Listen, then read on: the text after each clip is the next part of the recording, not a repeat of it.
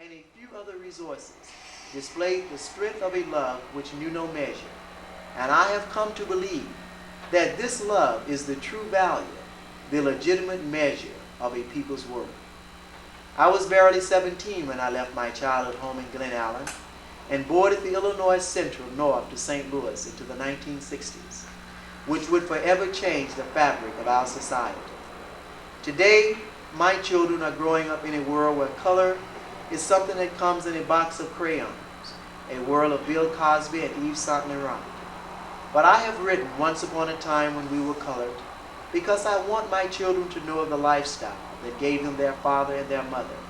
It is very difficult to master the present and make a meaningful contribution to the future unless you understand and appreciate the past. In our desire as Black Americans to put segregation behind us, we have put ourselves in danger of forgetting our past, the good with the bad. But I believe that to forget our colored past is to forget ourselves, who we are, and where we've come from.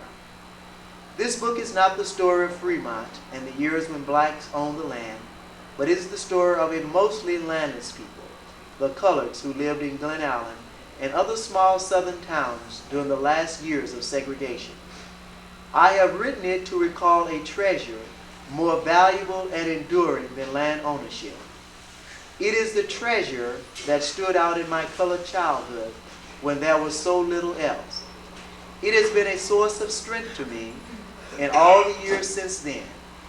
That treasure is the nourishing love that came to me from my extended family of aunts, uncles, parents, and grandparents, great-grandparents, cousins, neighbors, and friends. Rich in love, this congregation of black maids, field hands, and tenement workers worked the cotton fields, fished Lake Washington, gathered at St. Mark's Missionary Baptist Church to sing and pray, and gathered at the Greenville train station to bid farewell to loved ones moving north. In ordinary daily living, through very difficult times, they showed themselves to be a great people. They are the reason I want today's world to remember an era that in our haste we might mistakenly forget, an era when we were called colored.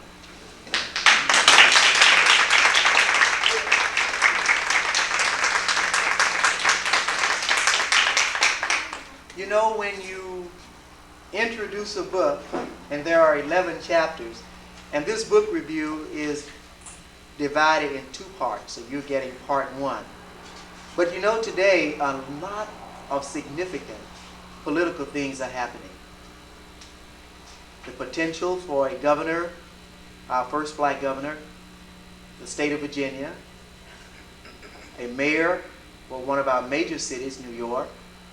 And if you've had the recent opportunity to return to Mississippi, there are probably more black elected officials in the state of Mississippi than there probably is in any other state in the Union. You know, I was on my way to Ole Miss for a book review, and I was stopped by 5 highway patrolmen, and you know they were all black. And it was a wonderful feeling. I had no contraband in my car, just my books. But to see the good that is happening and to provide a vehicle for that to continue. But you know, it wasn't always that way. There are people who have laid the foundation, if you will, for I consider the political success that we know today. So chapter 7, which starts on page 83, and I would dedicate this portion of chapter 7 to 2 of my guests. And I would like them to stand, Mr. K.J. Maxey and his sister, Mrs. Ada Tate.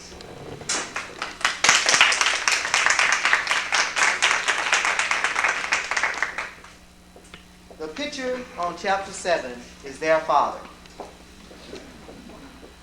Mr. Joe Maxey was one of the few men that I remember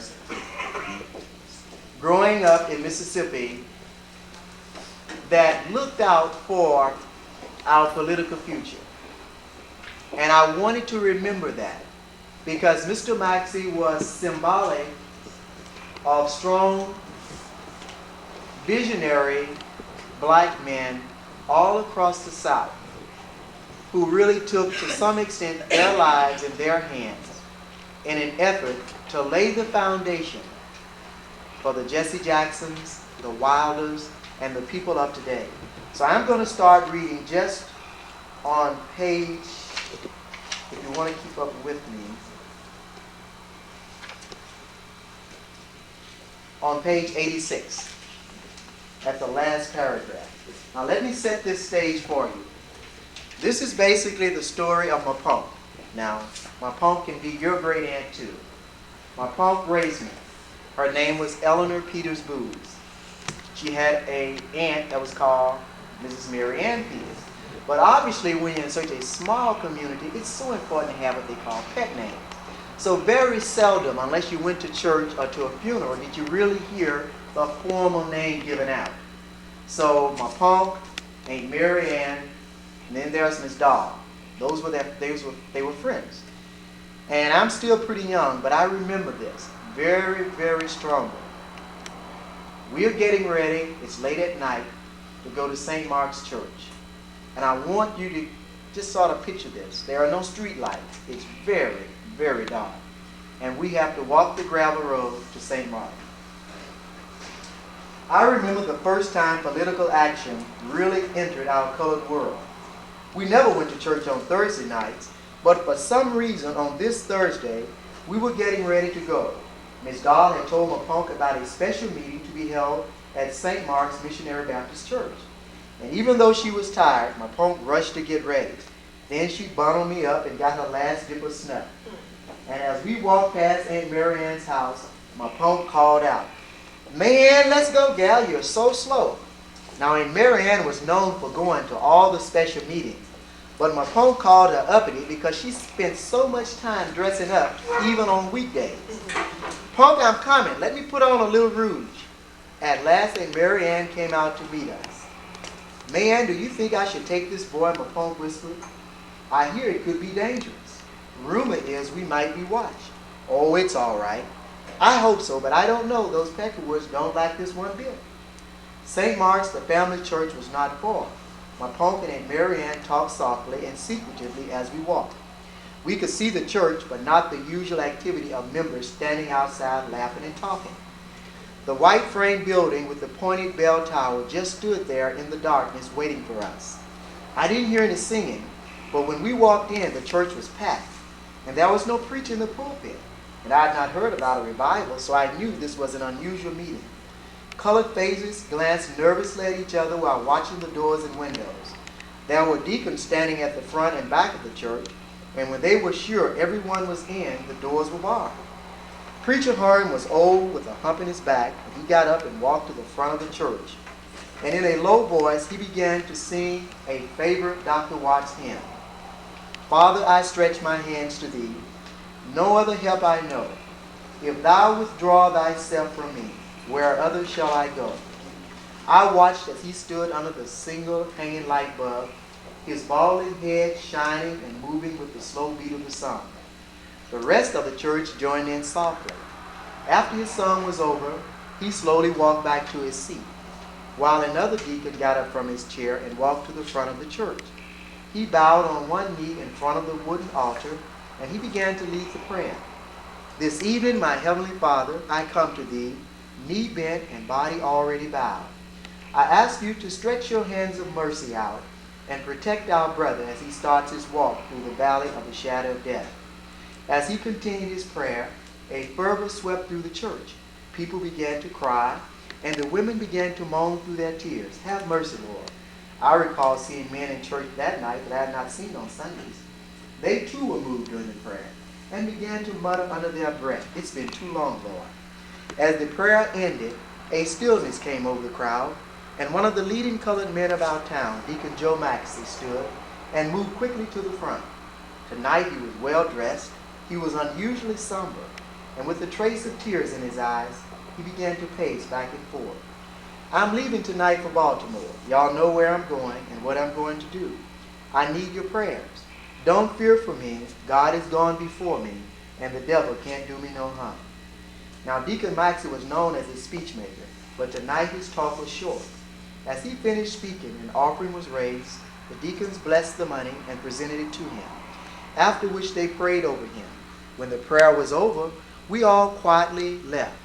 While Mapunk and Mary Ann and I slowly walked home along the gravel road, I'd hear Mapunk say under her breath, "Keep him, Lord." Later, I would learn that Deacon Maxey had gone to an NAACP national meeting to voice our concerns for equal rights, a subject not openly discussed in a small southern town.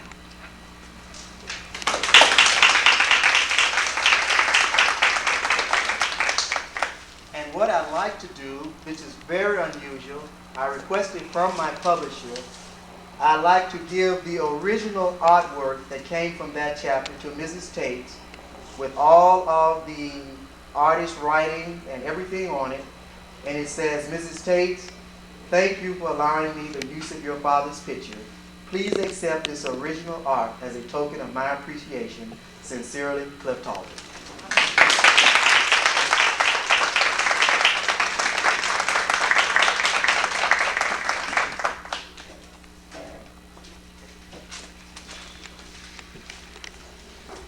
You know, what I'd like to do right now is take just about a 5-minute break so I can get some water. We're getting ready to get pretty much to a close, so you guys can have some coffee.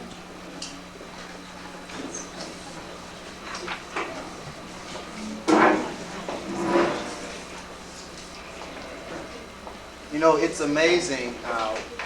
Once you've gotten something in print with your last name on it, you become an authority on a lot of things.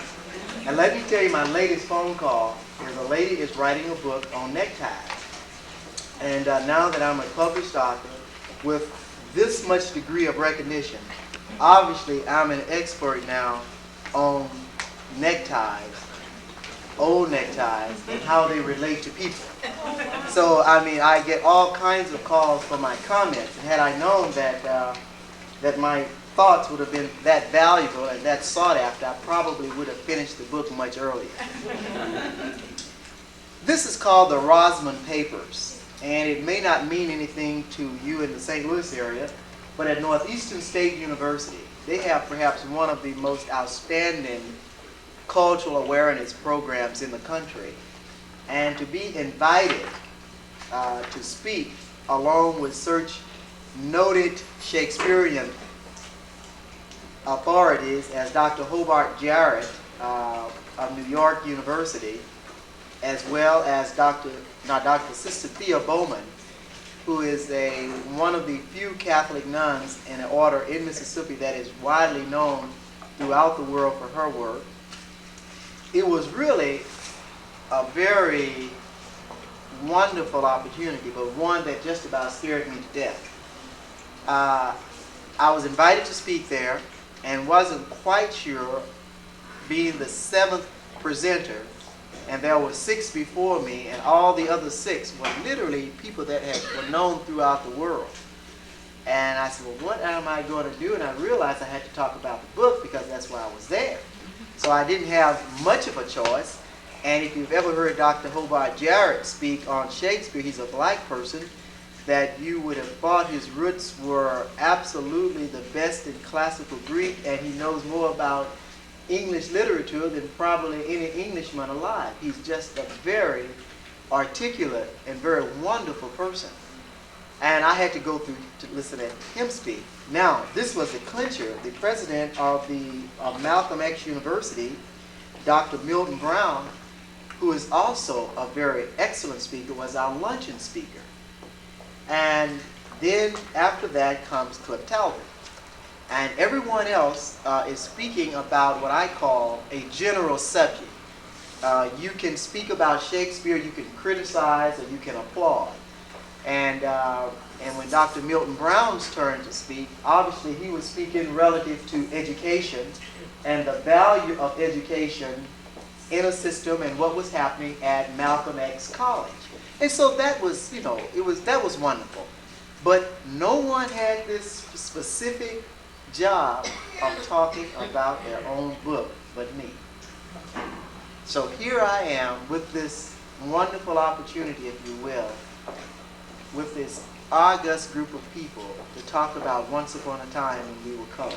But let me tell you what happened. This is what is interesting. Dr. Webb, who's probably less than 40, a young white man who has become a real leader in the educational field in the state of Oklahoma, had invited me to make the presentation.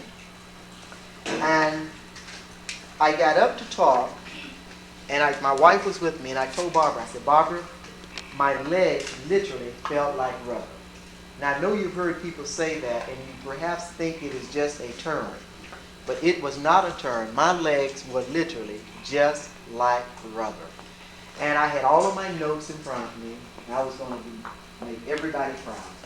And my papers got all disarrayed. I mean, everything that could have happened in about 3, maybe 1 minute of time. So I realized that I couldn't get my notes back in order, and I better not touch my legs. So I said, let's just start talking. And I really just started emotionally talking about the book and about the various people in our lives, people who have helped us to achieve our goals.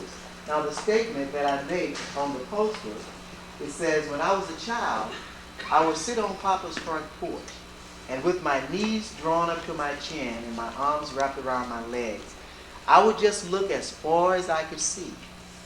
And I could see no farther than Greenfield, which was a series of cotton farms and sharecroppers' homes. And because I could see no farther, I always thought Greenfield was the end of my world. But you know, it wasn't. And that's the neat thing about it. It wasn't the end of our world. And our world has become larger because of people. So the second half of the book, of the review tonight, has to do with the people. People who help us. People who help us to look beyond our limited world.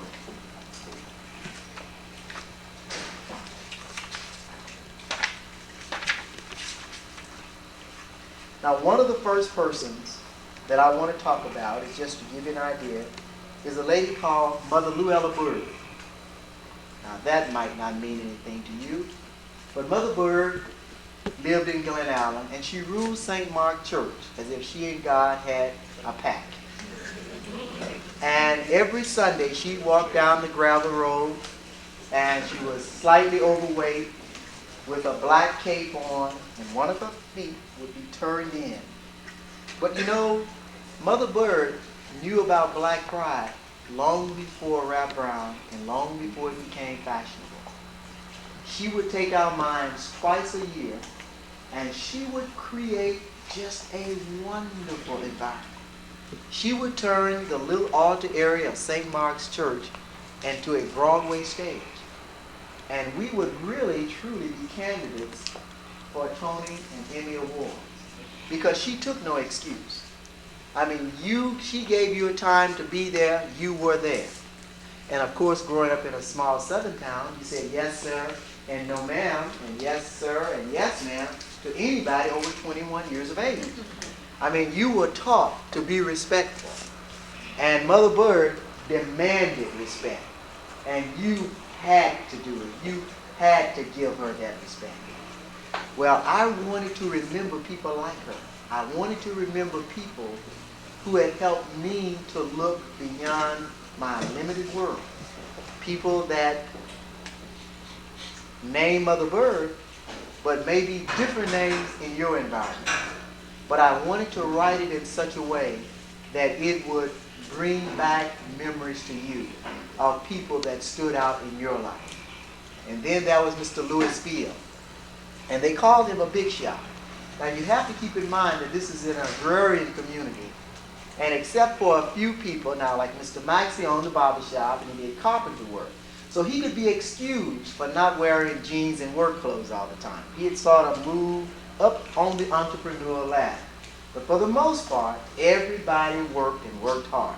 But Mr. Lewis Field, every day, starched khakis, starched shirt, his boots were black and shiny, and he'd have a cigar that looked like it was a mile long. And I'd go down to his house which was on what we call the back of Glen Allen. I mean, you had to go out a long dirt road to get to his house. And it was a greenhouse, and none of you know about a tin roof. But the roof had started to fade, and the greenhouse had started to lose its paint.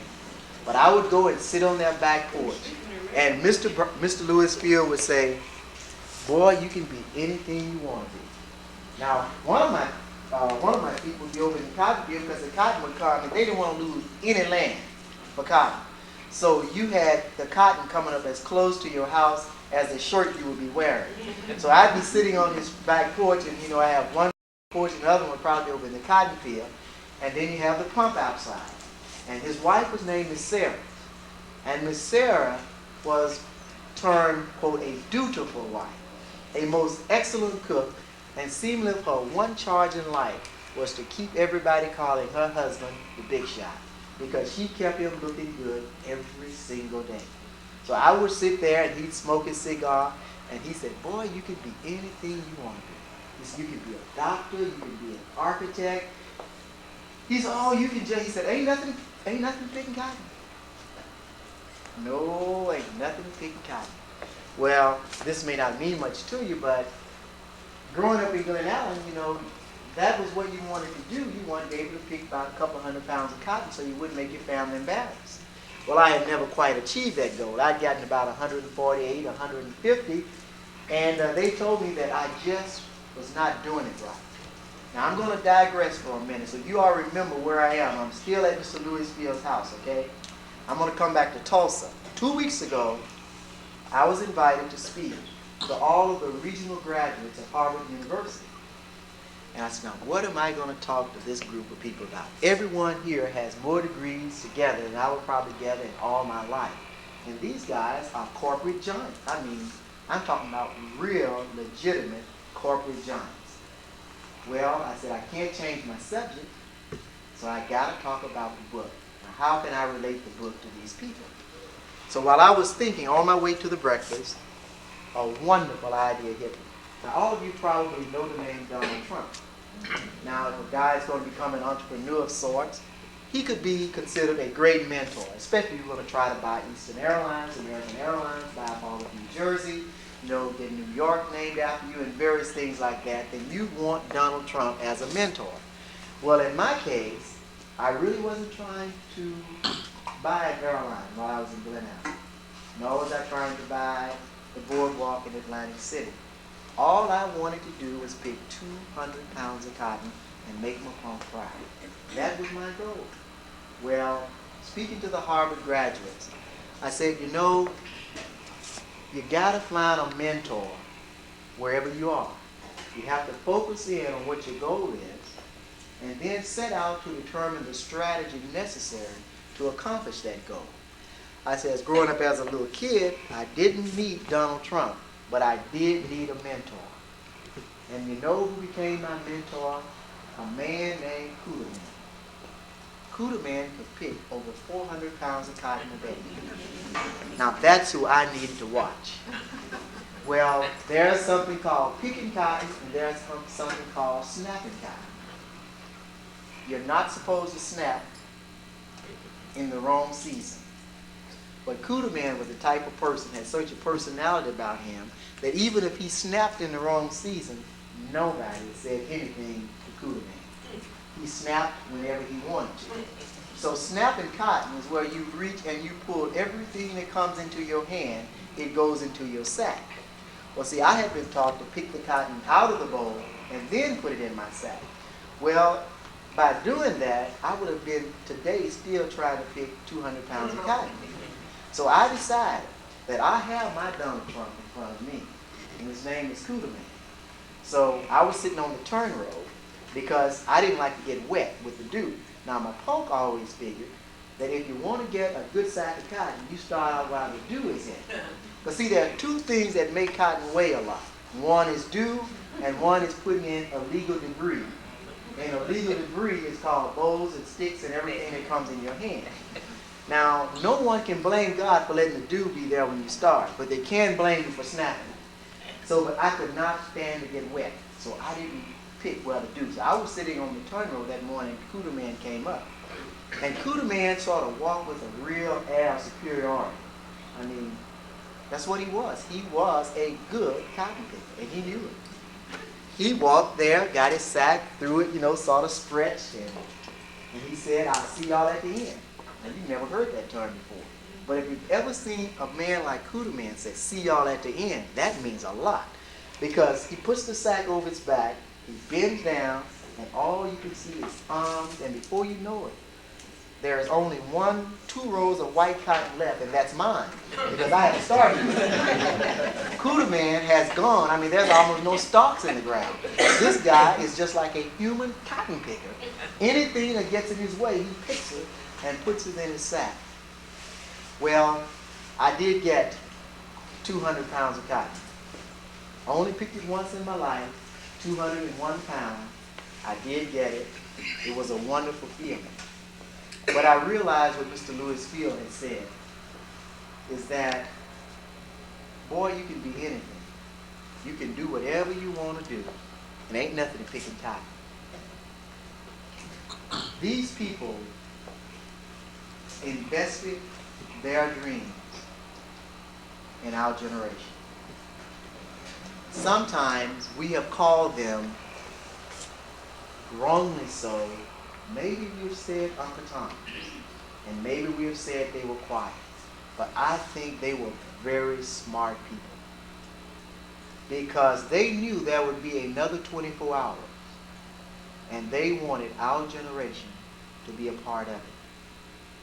So Mr. Lewis Field knew that he would probably always live on the back of Glen Island, and that he would probably always be renting from Mrs. Spencer.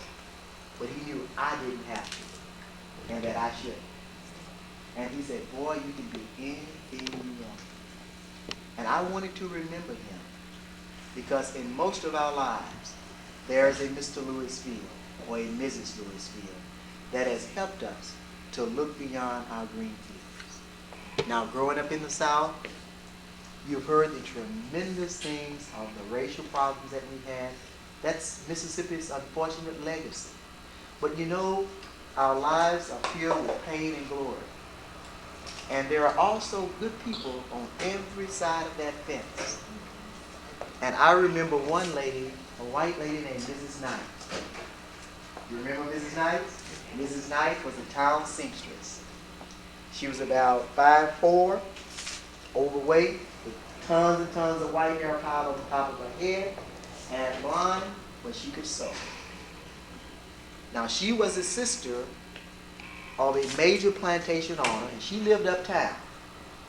And I had the job of raking her leaves every Saturday. Now, I don't know if you've ever raked fig leaves. Fig leaves do not stop falling.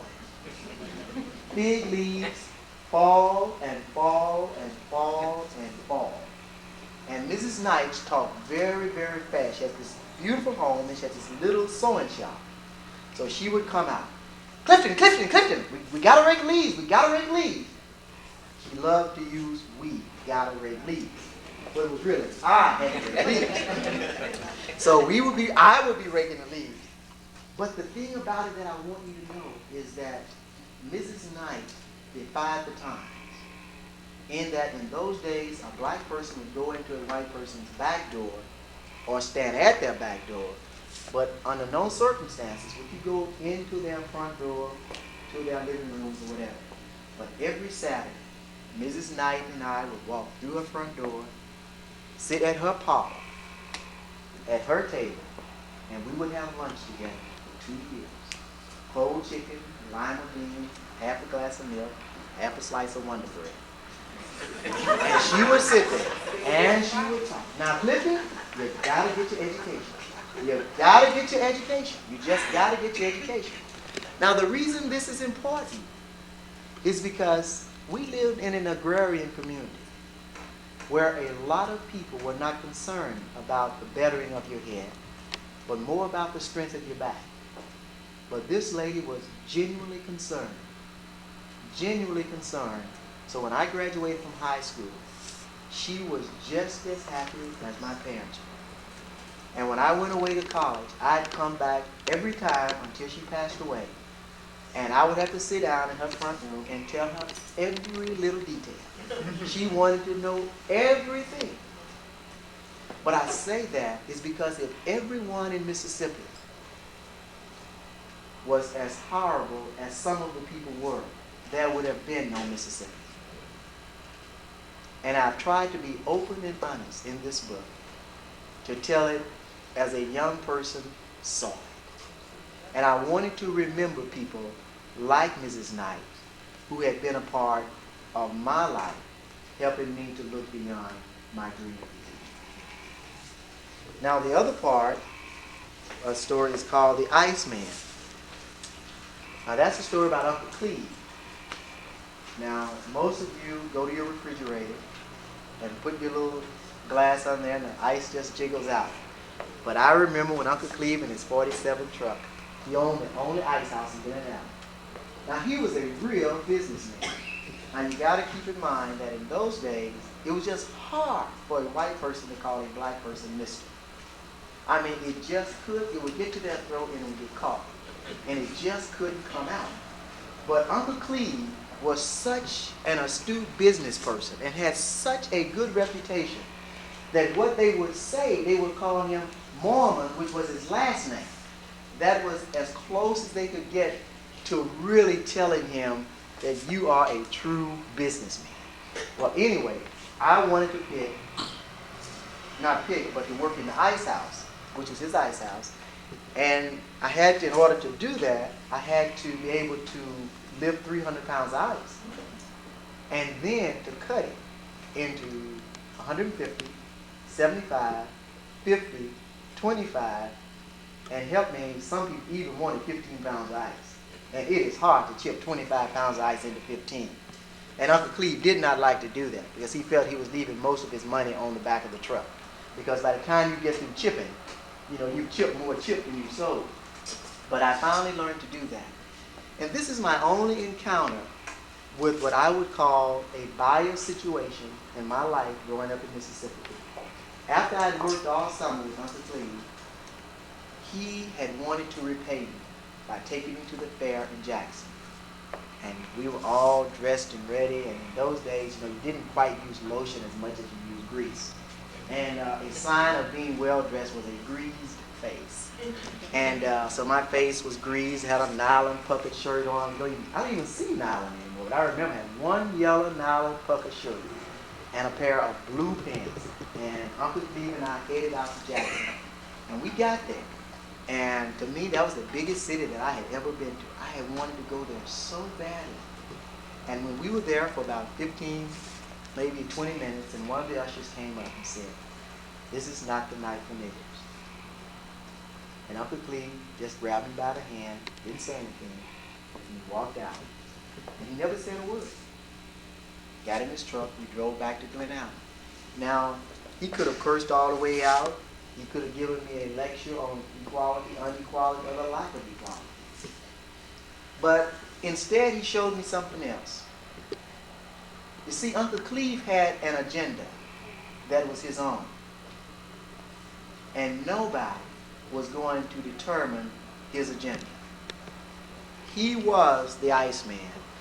And he had the best garage in Glen Allen at the time. And even though his personhood had been attacked and attached, it did not detract him from going to the bank every single Monday to deposit his money and taking me with him and showing me how to do it. It didn't detract from him going when a person came to buy ice, be they white or black. He was just as nice as he was before that. You see, I learned something from that incident that I will remember all my life. That nobody can tell you who you are better than you can tell yourself. And Uncle Cleve told me by his actions who we were. And I wanted to remember that. I wanted to remember the strength of someone who had the foresight and the ability to give me a right to stand here today and tell you about his life. Chapter 9 is called The End of a Season. And I think on chapter 9, because you all have been a wonderful audience, I would probably end that part and see what happens next. It's about death. And it's a sad chapter. But you know, death is just as much a part of life as living is. And growing up in small communities, people had a tendency to not treat death as a stranger, but they treated it as something that came along. You accepted it. You took care of the people who were left behind. You went to the houses, you cleaned them up. You had waits, you were sitting for hours. I mean, if a person was dying for 2 or 3 days, it didn't matter how hard they worked. See, sometimes we go to our office and get out at 4:30, and we can't sit with somebody for 2 hours. These people work in the fields all day long. And when Mama Pearl was dying, they would come and sit at her house at night. Now, they had to get up at 6 o'clock the next morning. They would stay there all night long. Mama Pearl was not going to die by herself. She didn't live by herself, and she was not going to die by herself. So her house would be full of people. They would sit there. And me, I'm little. I have no choice. I have to go, whether I want to do or not. And of course, my punk, everybody, old people, seem to have had this great fear of the pleurisy, that you would always catch the pleurisy the first time the wind would blow. So it didn't matter how cool or how warm or how hot, I would be overdressed and then wrapped in a quilt and laid at the foot of somebody's bed while they sit and waited and watch this life event called death take place. But it was during that time that my mind heard stories, because they would sit and talk for hours and hours and hours. And one lady in particular, Miss Suzanne, you know Miss Sue? Miss Sue was about 85 when I was a child. The lady was old. But you know, there was something about her. She never showed her age. Mrs. Sue would have won a prize for being a beautifully shaped lady. The lady had the most gorgeous legs. Even as a little boy, I can remember. Mrs. Sue at 85 had the prettiest legs that ever walked through my life. But she remembered when General Wade Hampton came through Mississippi to set up Lincoln Plantation of many years kind of toward when they were rebuilding the South after the Civil War, and a lot of people from the Carolinas came. And she remembered all of this from a child. And I would be laying there, but I could hear them talking about it. I mean, you talking about death brought skeletons out of the closet that should have remained. And on these nights, you know, everybody with their spit cup, and my punk who used Garrett snuff. Now, but my punk was a good church mother, and she did not want God to know that she did snuff. Now, I don't know how she thought she lied to God. So she would take the label off the can, but she would stick her snuff in her pocket, and it didn't matter wherever she went. My punk had her little jar of Garrett snuff with her, and they would sit there around this iron stove while my great-grandmother was dying. It wasn't because they was happy about her death, but they were celebrating her life. And her death gave them an opportunity to get together, to rekindle ideas, to rekindle thoughts. And fortunately for me, I had a chance to hear a lot of it, to be a part of it. So I want to read to you chapter 9, the end of a season. The colored people of Glen Allen were close friends, and many were related. When sickness invaded their ranks, they would find time to comfort each other. So they'd sit up at night with each other without giving thought to the day of labor ahead. During sickness, the women would sit for hours talking, sharing memories, recalling their past and the past of others. It was during these times that I learned much about our family, our history, and where we had come from. As I remember the illness of my great-grandmother, I recalled her many friends and how they all came to sit with her. They came to comfort, they came to visit. It was the end of the season, and we had picked the last of the cotton. Only a few plantations had scraps left, and just about everybody in Glen Allen had put their sacks away for the year. The leaves had fallen off the big pecan tree, and all the china berries had been gathered for the fires used to smoke the winter's meat. My punk had not raised hogs this year, so we had no need to keep the china berries, but as always, we stocked up on the cut woods, logs, and coal. For the last month, my punk had been spending her evenings and Saturdays taking care of my great-grandmother, Mama Pearl. This Saturday, however, my punk didn't go around to Mama Pearl's and Papa's house, the big house, mainly because we had to get the coal and wood in. Usually my punk would be full of talk, trying to get me to work harder, but not this Saturday. In fact, she had not been herself for days. She was worried about Mama Pearl. Punk had said if Mama Pearl didn't get well before the winter, she doubted that she'd make it. We worked fast, or at least my punk did. I was not yet 6, and I was too young to be of much help. We did little talking. My punk had me bundled up to keep the chill out, but as she worked, she seemed not to notice me. We finally finished moving the coal from the front yard into the coal house. After finishing, we went in, and my punk warmed up some leftover chicken rings and rice. We fixed our plates and took them to the front bedroom. We would always eat there at dusk so that we could look out the windows and see all the comings and goings. After finishing our food, we sat in silence in a room lighted only by the flame from the wood stove. My punk sat in her rocking chair, rocking back and forth, and looking through the limbs of the big pecan tree, straining to see Mama Pearl's roof. Occasionally she would hum her father's favorite hymn, Precious Lord. As we both sat in the darkness, watching the night slowly come into our lives. There was no rush to undress. We just sat ready to go. My punk could be counted on to be there for Mama Pearl if she needed her. I curled up on the foot of the big iron bed and watched my punk, and while laying down partially asleep, I saw her stand up and move quickly to the front door. She had seen her cousin Beauty walking toward the house. "Punk, it's me, it's Beauty. Pearl ain't well at all. In fact, Ella Young wanted to sit up with her till Dr. Duke come." "All right, Beauty," my punk said. I knew that Mama Pearl wasn't getting any better. "Lord, child," said my punk, looking over at me at the bed, "I sure hate to get you out in this cold, but we'd better go." While Cousin Beauty waited by the wooden gate, my punk got her heavy coat, a small can of Garrett snuff in her spit cup, blew out the lamp, and made ready to leave. With the darkness, the old pecan tree by the public water hydrant looked massive and scary. We walked as fast as we could, our silence interrupted only by the sound of the gravel under our feet and a whistling of wind through the pecan branches. As we passed Mr. Stanley's shotgun house, Miss Stanley called out from her front door, "Punk, how's Miss Pearl?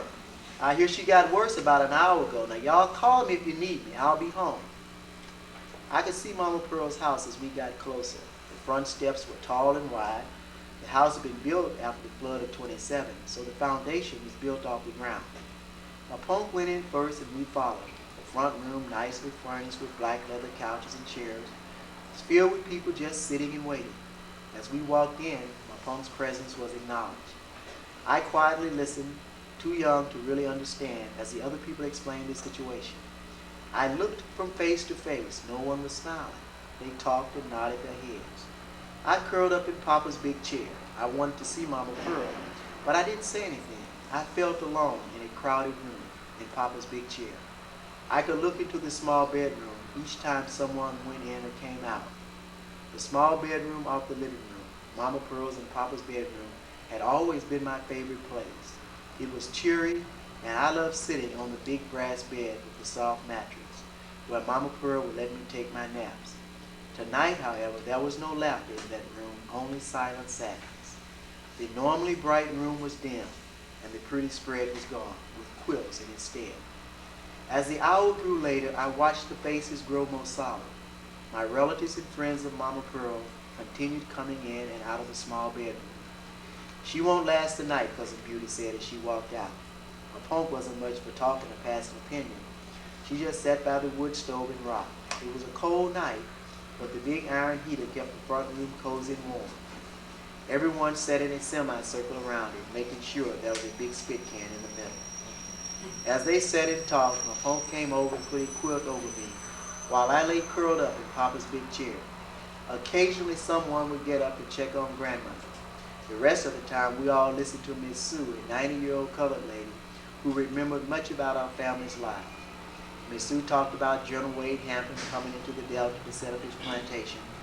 She also recalled the arrival of my great-grandfather, Sidney Peters, in the Delta with his half-Jewish wife, Miss Rosa.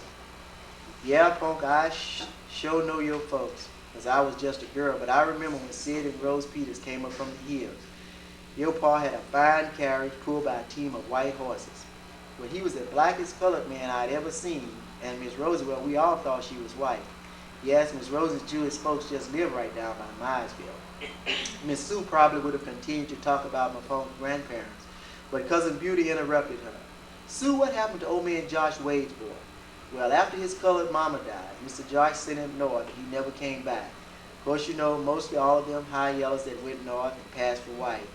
But once you pass, you can't come back around again. They must have talked for hours, or listened, as Miss Sue talked about the old folks long since dead. As the conversation continued into the night, I dozed off, but when I awoke, I remembered the flurry of activity. My Punk was sitting on the side of the bed, wiping Mama Pearl's head.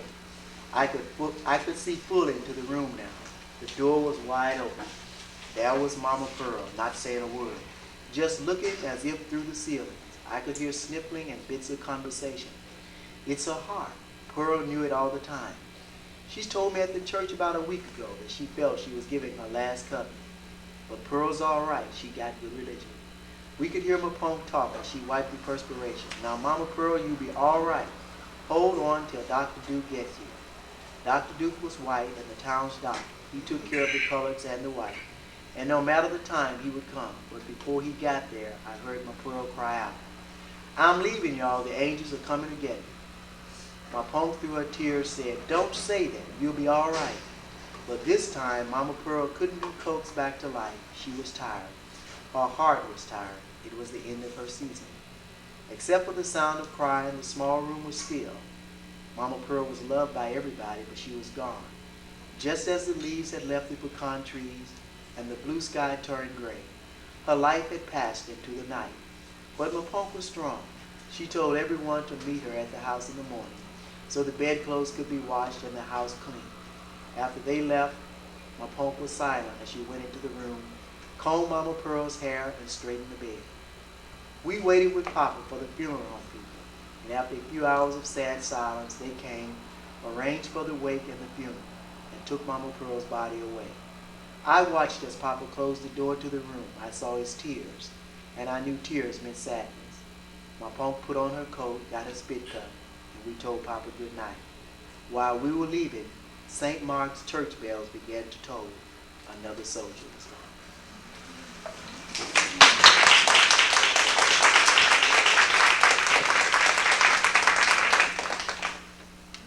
Thank you very much for coming. I am real pleased that these people, some related to me, some friends, some people that I knew, that I grew up with, the people that have been adopted by both white and black Americans all across the country. I'm so glad that I had the opportunity to tell their story, to invite the world into the lives of people that gave me strength once upon a time when we were coming. Thank you.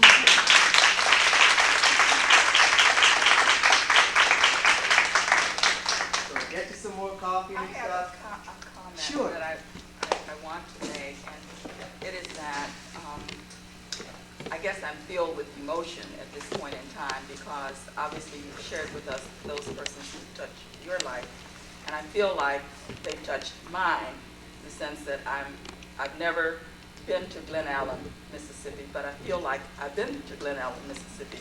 And the other thing that I think is important to me is that you are still Clifton L.Taulbert, and you're not, as people tend to change their names and bring to their persona a different name, and you are still and will always be Clifton L.Taulbert.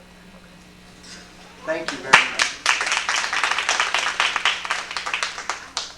Just a comment, and just hearing, I was late, of course, and but what I've heard and from what I've gathered from just the last few chapters of your book, what you presented, your perspective seems to be one that I have not heard regarding what happened to people in the South and how they lived and the gentleness, the good things, the simple things that were very positive. And you hear a lot about all the other negative things and all the things that weren't so good. And you're still telling the story in the same context, but you're also showing the simple good parts about it. And I think that's excellent. Thank you.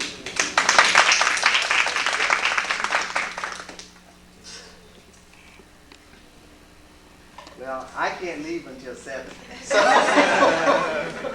yes, sir. Certainly, I appreciate the review and the beauty of it. To me, is being able to reflect on a beautiful era that we have really lost, because right now, even I imagine in that little Mississippi village, it's become modernized to such an extent that it's lost that. No, it's not the same. It has become modernized, and it's almost as disappearing. It's almost, it has almost disappeared. Unfortunately, it's almost disappeared. But conceptually, I would say people as a whole, we're all products of Madison Avenue. We're all products of industrialization, and we're all busy. And I think that perhaps it would not hurt any of us to look back and pick up some of the good things that were important in our lives. I came from, I was born in a little community called Nicodemus, Kansas, all black community, and certainly a lot of the beauty that was portrayed in the book there just caused my mind to certainly reflect on it. But as I look back at Nicodemus now, it's like you say, your home is sort of swallowed up and just sort of vanished into the air. But we can keep a lot of it in our hearts and minds, and that's the neat thing about it. Yes, ma'am. To this wonderful, most young man who grew up, I did, but a little before he did, in Glen Allen. And I'm so honored. I've been sort of shedding tears. The man that you see in the centerfold, that was my father, as in the book. And I want to say thank you so much, and continue on in your way. You haven't, I didn't know you before, but if you continue on with the spirit and the love that you have now, God will show up, might open up your path. He just continue to bless you. And I'm so grateful and thank you for this picture of my dad and the flag.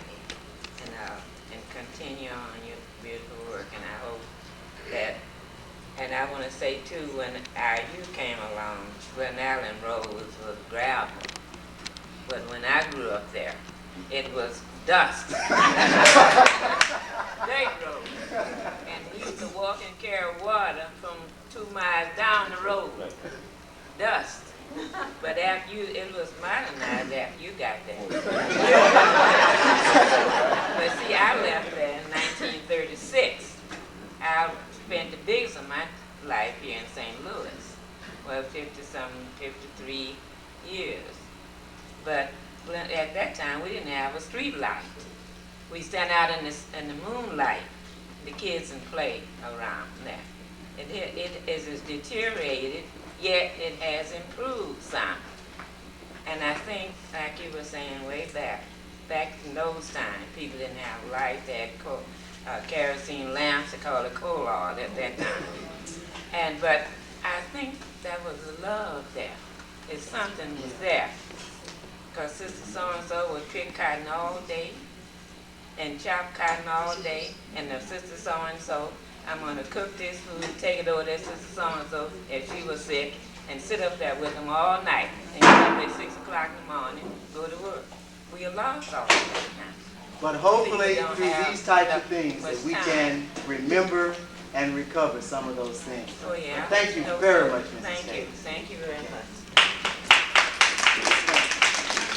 Say one thing about people encouraging you and you taking that advice. And I think that we as adults and older people should do that for younger children. Yes, thank you.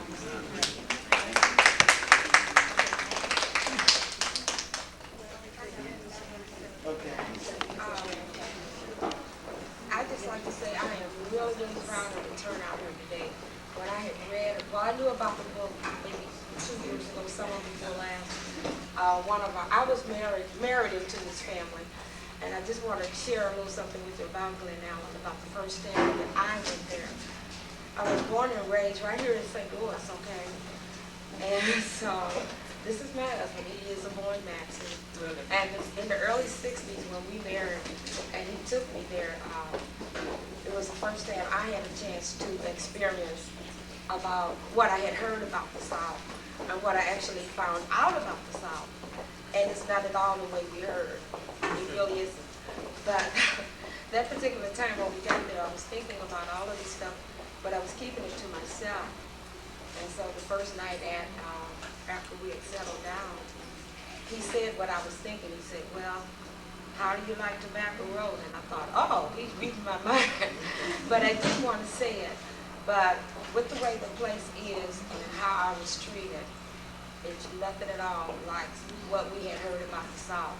And I've been down there many, many, many times since. And we were even there like this past August. And I really like the place. Clifton's home, I love it. It's just a little nothing town that's dying, like I said. And I really would like to see maybe Clifton and his popularity can do something for that place, because it's really a warm, friendly, healthy environment. And I just kind of want to share what my experience has been like with the Maxes and Clifton and his hometown. Thank you. I tell you what we're going to do.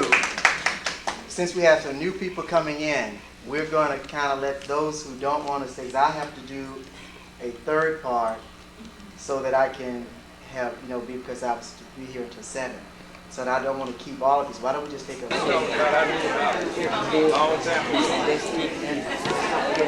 I want either the last piece of pecan pie and just a little bit that's left, and you sort of savor it. So as it gets close to 7, we're at the end of the 10, and the last pieces of it are almost gone. But what I want to do is, in a summary fashion, especially for those of you who may have come in late, who didn't get a chance to go through the complete review, just sort of bring you up to date and end it with a partial reading for the last chapter. But one of the things that a writer looks for would be the reviews by your peers and by other people. And one of the first positive things to happen to my book, and I didn't realize the value of it, was I was reviewed in Publishers Weekly. And Publishers Weekly is an international publication that is used by all the libraries, all the schools, all the booksellers, all the book buyers, all over the world.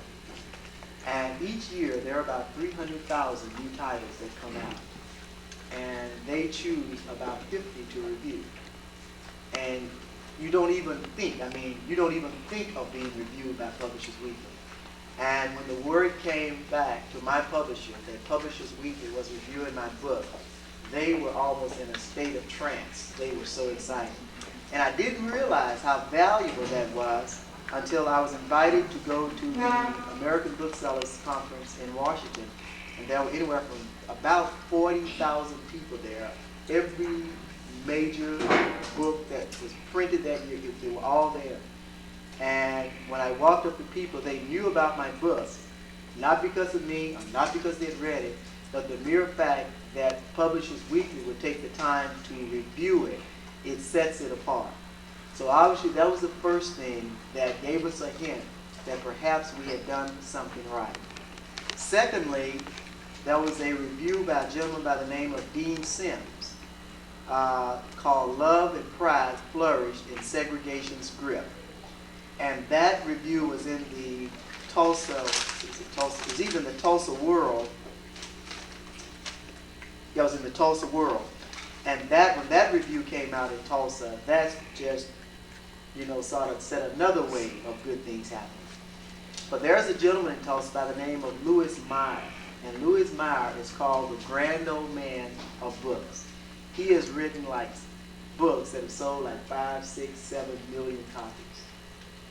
He has a television program that is reviewed by the book people all across the country. And he reviewed my book, and his statement was, he said, this little book, if you don't watch it, could win a Pulitzer Prize.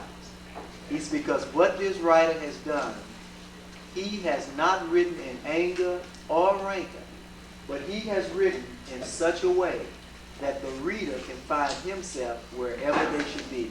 Said that's the sign of a real good writer. Now that's the guy you either want on your side or to ignore you. You do not want Louis Meyer not on your side. So after that happened, that was just a real boost. The other thing that happened, I was invited to review my book at the Tulsa Central Library. And let me explain to you what Tulsa Central Library is, so you have a full understanding by the Friends of the Library. They meet every Monday for 9 months, starting in the first Tuesday, in October. These people, what I call the leisure rich, they have been going to book reviews for probably 25 or 30 years. No, they come up in their chauffeur-driven cars. They know a good book review when they hear one. And I was invited to review my own book, which is another break with tradition, because you never really should let an author review his own book, because obviously, I'm not going to say it's bad, but they broke with tradition to let me review my book.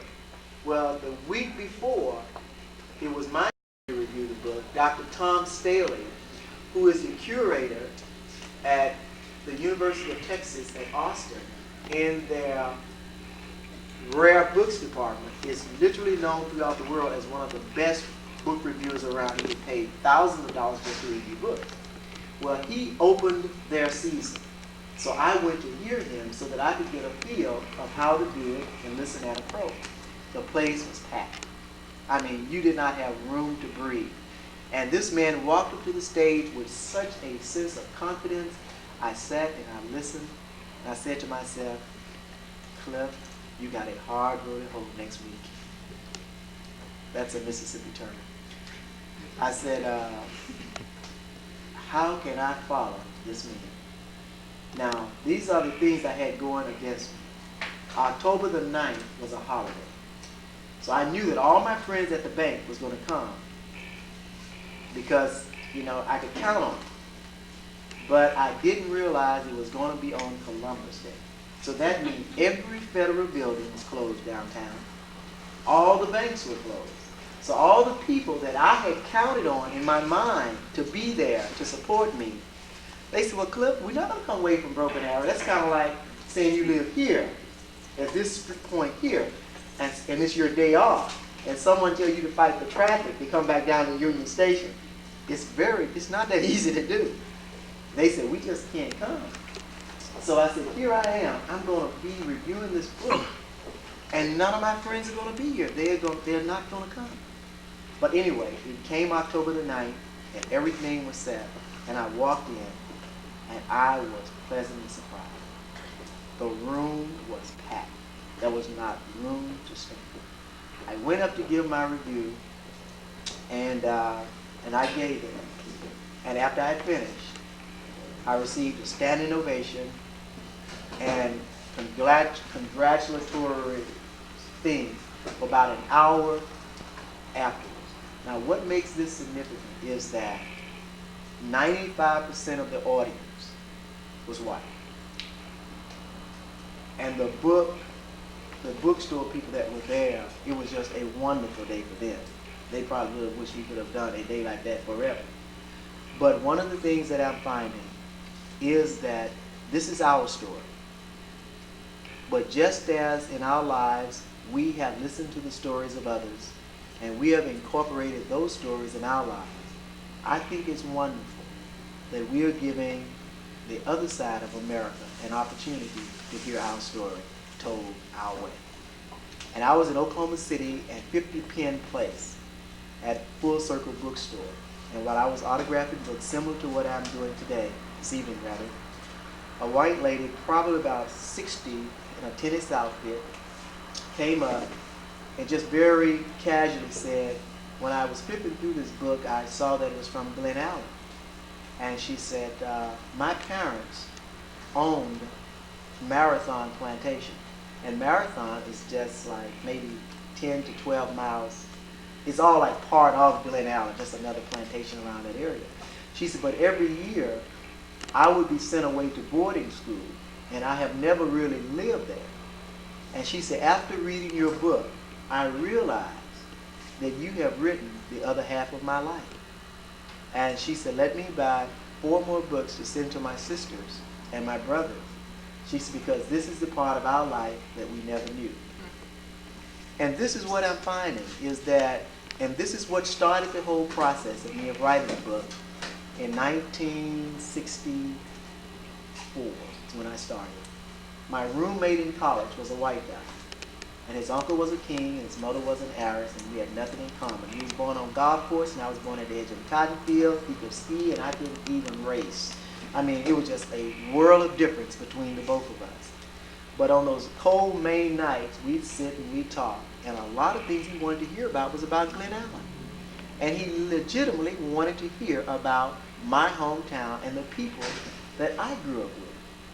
And that triggered something inside of me, because during that time I realized that I would always be a black American. I would always be a Southerner. I would always be from Mississippi. I would never be able to change that. And as I began to look back, I found some things that I didn't want to change. And I found some people that I didn't want to forget. And that's when I began writing short stories. And I had collected 150 short stories. And I had sent them to publishers all over, and I have as many rejection slips as you could possibly get. And I just got so discouraged because no one wanted to publish my stories about the books. So what I did, eventually someone introduced me to a publishing company called Council Oak. Well, I took the 150 short stories to them, and they looked at it, and they said, you know, they have substance. We really like it. But you're going to really have to do some changing on it. And I really didn't know how to do the change, because most of my writing background has been in the financial world. That's what I do for a living. So I knew how to write, but I did not know quite how to write what they wanted me to write. So one night I was sitting down, and I realized after looking at it, I said, this is not an autobiography. This is a cultural look at a town, at a place, and at a people, and the impact that they had on me as I passed through their lives. And so I began to divide those stories into 11 sets of paper in our living room floor. And I took one chapter, one set of papers, and I created the chapter called Papa, the Black Buddha of the South. Because what I did, I went through every short story I had, and anywhere that Papa's name was mentioned, I put it in a stack. And I call that the Papa stack. And anything about education was mentioned, I put it in the education stack. Anything about church that was mentioned, I put it in the church stack.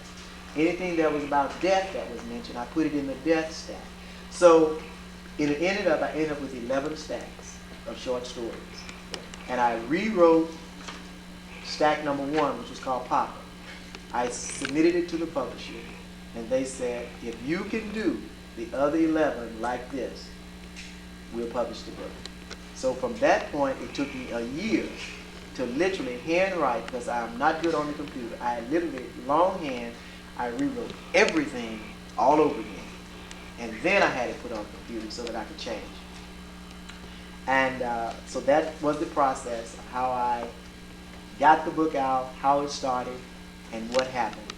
And in those 11 chapters, I have attempted to introduce you to you and chapter 1, I introduced to you Papa, the black Buddha of the South, my great-grandfather, who showed me strength. And in chapter 2, which is called Long Brown Stockings and Colored Debutantes, I talk about the educational system and the school growing up in a small black community. In chapter 3, called Colored People Just Passing the Time, this is about leisure. What do black people do when we weren't picking cotton? I introduced you to the time I first heard Muddy Waters play on my aunt's front porch, the fish fries, the things that were important to me growing up, and how my grandpa Julius would kill hogs, and how we would take the liver right there and fry it right on the spot, and how the smell of the liver would just permeate, and you couldn't wait to sink your teeth into it. Chapter 4 is called Luggage Legs and Gorgeous Colored Women. And this is like kind of like coming of age, and when I slipped into the ministry show that I wasn't supposed to go. So you have to read it to find out what I saw. Chapter 5 is called Fear and Hope, Childhood Memories. And this is a dichotomy or an irony of sorts, because this chapter depicts the relationship between the races as I saw it as a child. In chapter 6 is called The Iceman, and that's about Uncle Cleve and a man that was very important to me and my mentor at a very early age. Chapter 7 is called Colored Politics in a Small Southern Town.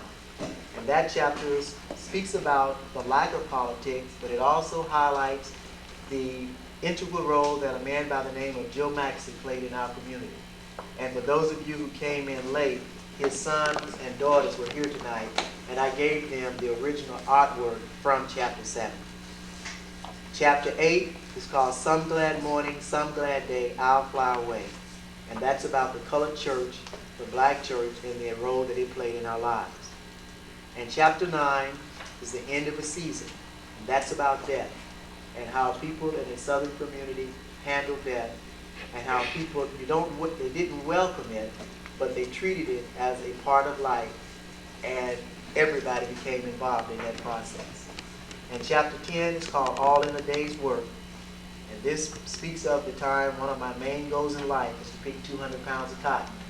And I had to follow a man named Cooter Man who could pick 400. And Cooter Man became my Donald Trump.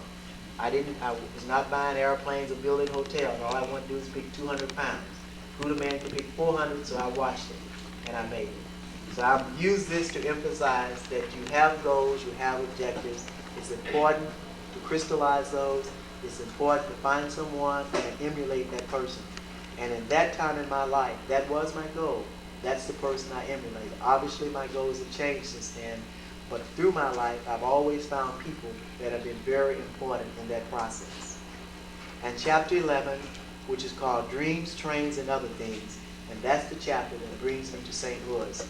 And that's the reading that I will do for you this evening, and this will close out the review. And I will start reading on page 151. The warm southern night in May 1963 did indeed end an era in my life. Until then, I had lived a lifestyle that had evolved after the Emancipation Proclamation. Little did I know that my life, as well as the lives of millions of Southern colored Americans, would change drastically during the Revolutionary 60s. A completely new set of expectations would be developed, as well as a new vocabulary, more descriptive of the reality of our people. As the excitement of graduation waned, I was faced with the challenge of the next step. Even though I was the honor graduate, I received no college scholarship. The scholarships given to O'Bannon graduates went to the football and basketball stars. My next step started with an invitation to stay with relatives in St. Louis, an invitation I gladly accepted. I was not sure what I'd do in such a city, but I knew Glen Allen could no longer be my home. My dreams and ambitions stretched far beyond the resources of a small southern town. Determined to look for work and eventually go to college, I began to prepare for my trip north. The year of my graduation, the faithful Illinois Central Railroad that had come to Greenville for as long as I could remember made a heartbreaking announcement. The train would soon cease service in Greenville. This decision made me among the last to ride the Illinois Central North. I was to experience a whole world of new challenges at the other end of that train ride. My first challenge was to find a job, and my first job was to washing dishes in a department store restaurant. I was to experience the civil rights demonstration of the 60s and learn that even though St. Louis was considered by us in Mississippi as a northern town, colored people were still having difficult times getting real jobs, meaningful jobs, and contributing to society. I would take every opportunity to educate myself, work all day, go to school at night, until I would finally earn my college degree 8 years later. I would never be satisfied with what passed for good jobs for colored people, for I knew I was as smart and capable as the whites, and I could never forget the lessons I had learned growing up in Glen Allen. I couldn't forget the advice I heard over and over from Uncle Cleve and Mrs. Knights and the others about getting an education and bettering myself. I couldn't forget the ambition my teachers had for me, and all those times at the colored school when I heard about the big four colored role models. Most of all, the hopes of my mother, the gentle wisdom of Papa, and the strength and determination of Mapone would remain a part of me as I ventured out of the colored world. All of this was still a distant dream as I prepared to leave Glen Allen. The date for my departure was set. Arrangements was made for my trip to Greenville. At last the time to leave arrived. All my goodbyes were completed, my clothes were packed, and I had my train tickets in hand. Not unlike the thousands before me, I carried my packed lunch and listened to Mapone's advice to hide my money in my socks. Mapone not only fixed my lunch a fried chicken sandwich and sliced buttermilk pound cake, but she made sure I was introduced to the colored porter. I got to Greenville early so I wouldn't miss my train. They were all there to see me off and keep me encouraged. Mapone, my mother Mary, my brother Claiborne, my sisters Claudette, Clara, Carolyn, and Connie. And I did need their encouragement as I thought about the train. It would be in Metcalf now, so close to Greenville that we could almost hear it. Suddenly I realized that the train coming through Metcalf to Greenville was for me, and I began to feel a tinge of fear. As I stood in the colored section of the station, with my 17-year-old face pressed to the windows, I watched the train in all of its puffs of glory appear around the bend and slowly come to a complete stop. My eyes were too misty to really notice those getting off or even those boarding before me. Glen Allen could not make my dreams come true, but it was home. And today I was leaving home for good. I probably would have stood at the window forever, except for the call of the conductor. All aboard, last call. As many times as I had seen the train, I had never been inside. I slowly and carefully walked to the colored coach and down the small aisle and found a seat by the window. Looking out, I saw those familiar faces. I waved and cried as I watched my family slowly walk away. I was alone and afraid, trying to be an adult in a train filled with strangers. As the train pulled out of Greenville, I wondered about the much talked about transformation that would take place once we crossed the Mason-Dixon line. Would living up north be all that I had dreamed? With the security of family fading out of sight, I clung to the promises I had heard all my life from those who had nurtured me in Glen Allen once upon a time when we were colored. Thank you.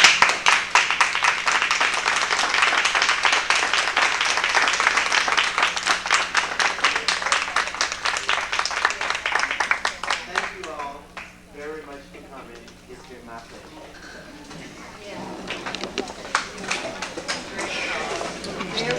Barry is also a national class poet.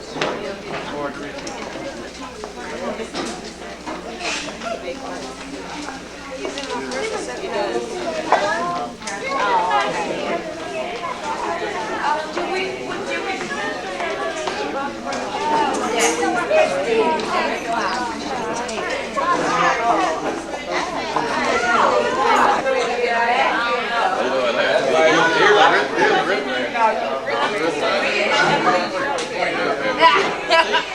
That's a good idea.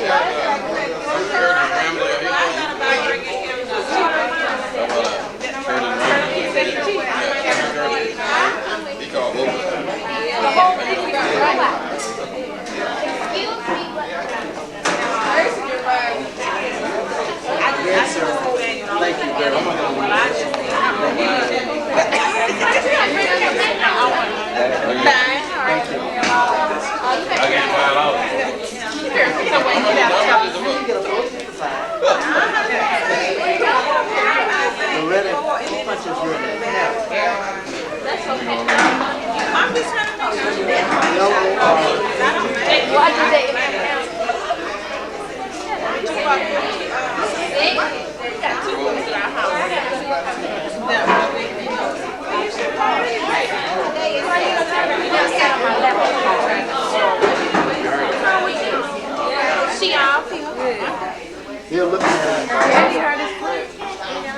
on crutches. The guy who did Wait a minute. Tracy, do your first name. The camera is still on. No, do your first name.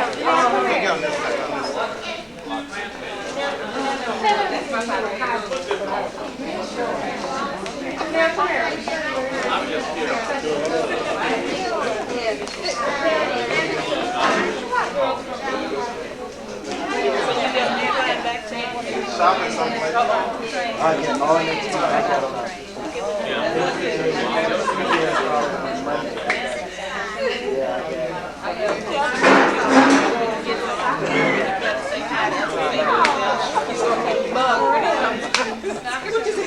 Is that for the guy? Yeah. What's his name? His name is Tom Deckard.